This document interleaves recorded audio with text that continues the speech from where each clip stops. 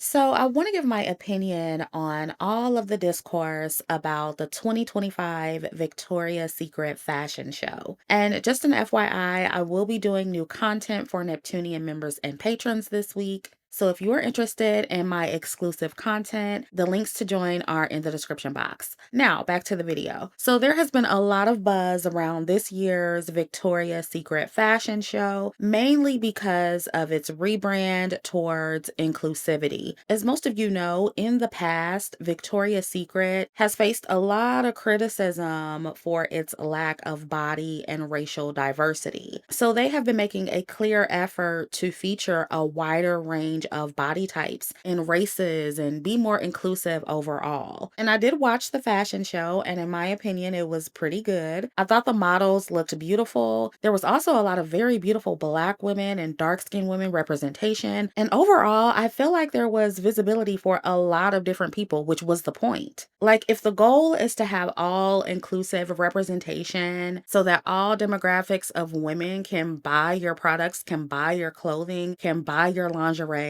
then including all of those demographics in your fashion show makes the most business sense. And by the way, if you've ever doubted what I have been saying about how all races of women want representation and visibility in the media, just go look at the comment section under the Victoria's Secret fashion show video on their YouTube channel and take note of how many of those women are rejoicing and even getting emotional because they identify with some of the women that they saw in the show and because they feel seen and validated. Like I've been saying for years, all races of women want promotional validation and what they consider to be positive or flattering or desirable promotion. The desire for positive representation is not just exclusive to Black women or dark-skinned women. So ladies, never feel bad about wanting good representation or trying to correct your promotion. You are no different from any other race of women who like seeing their image being promoted well in the media. But yeah, the show was very inclusive. I thought it was done very well. But of course, some of the girls are not happy about the inclusivity. One popular criticism of the show that I've heard mostly from white women is that Victoria's Secret models should have quote unquote unattainable bodies and face cards. And this criticism, of course, was largely being directed at the Black women who were in the show,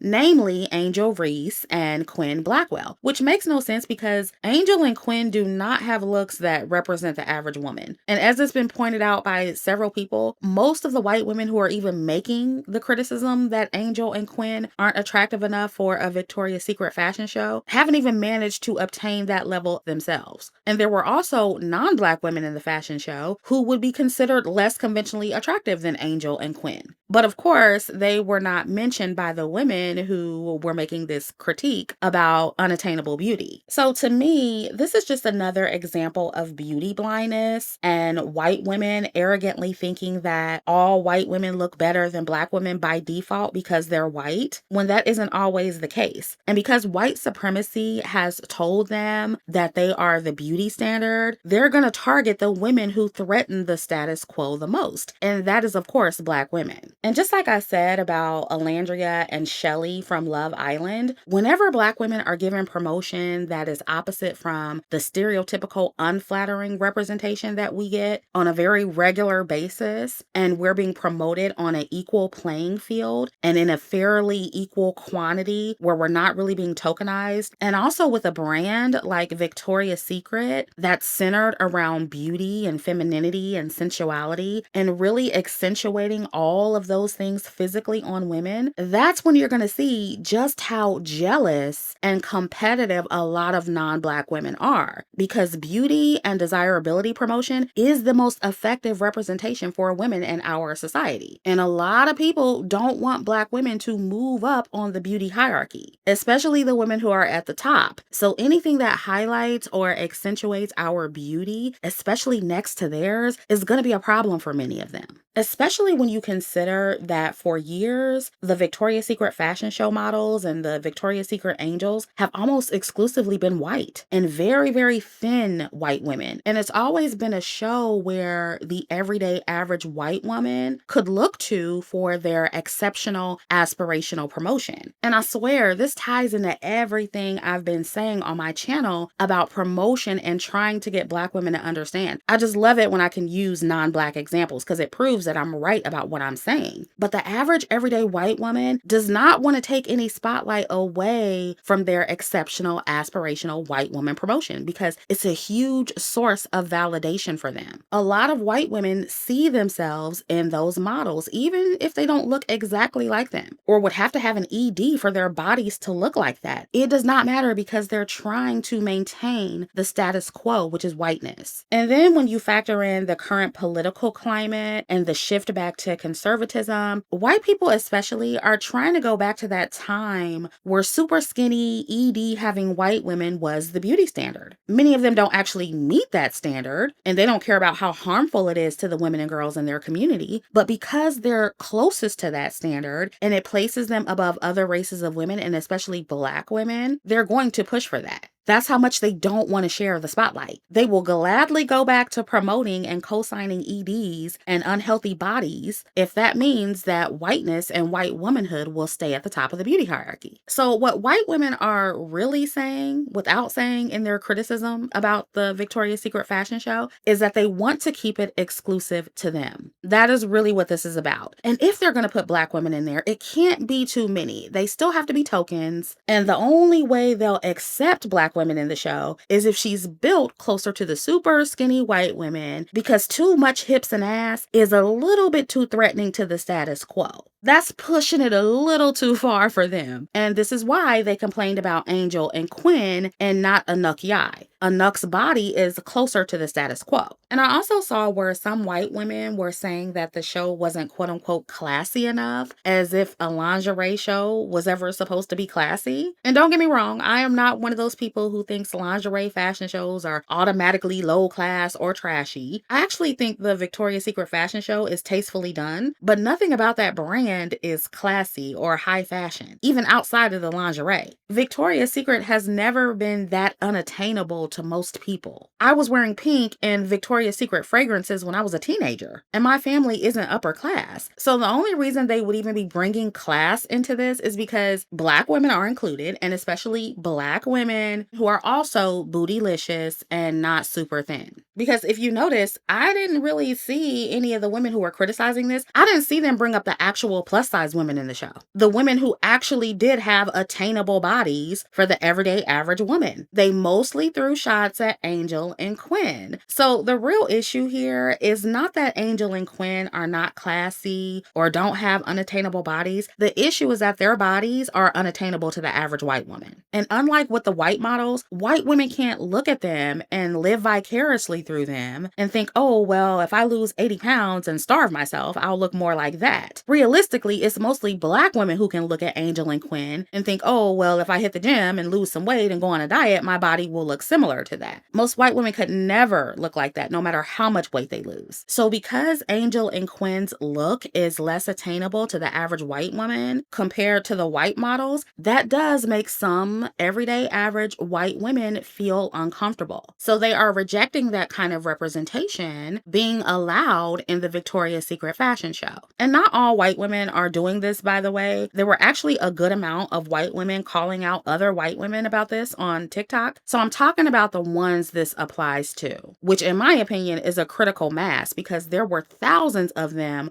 agreeing with the criticism in the comment sections and also liking the posts. So even if some of them aren't vocal about this, they're in silent agreement with it. Deep down, they want to keep the Victoria's Secret fashion show exclusive to super skinny white women. Heavy emphasis on white. I also saw where a couple women on TikTok were complaining about Victoria's Secret's lack of Native American and or indigenous representation. And again, one woman threw shade at Angel and Quinn when making that criticism. And it's like, there were so many women in the show. Why single out Angel and Quinn? Well, because Angel and Quinn were getting the most praise and attention, and she felt threatened by that. Now, she did come back and apologize, but let's be honest, there was a reason she made that post in the first place. She felt like her image was being undermined by Black women in the Victoria's Secret fashion show. And see, Black women, and especially dark-skinned Black women, this is why you should never feel bad about wanting more flattering promotion, because every other group of women want the same thing. And the minute they feel like they're not getting enough visibility or they feel like a Black woman is outshining them, they start sounding just like us when we talk about our representation. The only difference is they're not going to be labeled insecure, jealous, or angry or bitter for saying it because they don't usually complain because they don't have a reason to complain. But whenever they feel like their representation is threatened in any way, you will see them respond exactly how we do. And this is why I keep telling y'all that everything I say on my channel about promotion and representation transcends race and color. All races of women compete for representation, and they are certainly competing with Black women for visibility in the mainstream media. And they put their image first. So ladies, don't you ever feel bad about playing the game like they do. And speaking of playing the game, another criticism I heard about the show from actual models is that influencers and people who are not models are taking their jobs. And the complaint is that there are a lot of professional models who are already struggling to get work, so they resent the fact that influencers who are not models can come in with no experience and get hired for a modeling gig just because they're pretty or just because they're popular on social media or popular in an industry outside of modeling. And I've definitely heard this complaint before from people coming from various industries. Nobody likes being in a certain position for years and years and years and having to get education and train for that position, all for an influencer to have access to the same position without doing any of the work. I can definitely understand the frustration, but unfortunately, that is just how business is done now. To Victoria's Secret and all of the other corporations, it's about making money. And the easiest way to do that currently is to hire popular influencers to sell their products. Now, is it fair that influencers sometimes get to skip the line and get opportunities over people who are more qualified or worked harder for those positions? No, but life isn't always fair. So my suggestion to the models who are complaining is jump in the game and become influencers or use some of their strategies on social media. You're already a model, so use your looks to cultivate an audience outside of the modeling world. And I understand that some people don't have the personality for that or don't want to put themselves out there in the way that influencers do. But I have seen influencers do content without oversharing and without exposing too much of themselves. But in this day and age, the most successful people who aren't firmly established in one field and they're still up and coming, they're not just doing one thing or relying on one industry for their income. They're diversifying their brand and putting their hands into a little bit of everything. And that's why Angel Reese and Quinn are winning. Angel Reese is a pro basketball player, but she's also a podcaster. Quinn is a model, but she also has a YouTube channel. And complaining about businesses wanting to work with women who are multifaceted and appealing to multiple industries and appealing to a wide demographic of people, that isn't going to make you get more work. You just got to play the game like they're doing. And also, let's not make a habit of filing these complaints, mostly when Black women are winning. Because I noticed that every time Black women jump in the game and they start playing the game like everybody else and they start winning at the game, suddenly everybody want to find something wrong with it. Suddenly, everybody want to talk about inequality, even though Black women have been discriminated the most this entire time, yet y'all weren't saying nothing about that though. It just looks real sus, and it looks like y'all just don't want Black women to win or get ahead. And I know white people, they've been having a problem with Angel Reese ever since that situation with the basketball player. I forget what happened, but a lot of this really is just them not wanting to see Black women being celebrated for our beauty. That's what this all boils down to. And from what I saw, white women were still overwhelmingly represented in the Victoria's Secret fashion show. So the fact that they're having meltdowns about the minority of Black women who were featured in the show, it speaks volumes, and it shows that they don't want to share the spotlight. They don't want any other races of women to have a pedestal, and they want to maintain the status quo. So this is yet another example of how everything I say on my channel is 100% facts, period. So yeah, that's all I wanted to say about this topic for now. Let me know what you think down in the comments. Also be sure to like, share, and subscribe, and I'll catch up with you in the next video.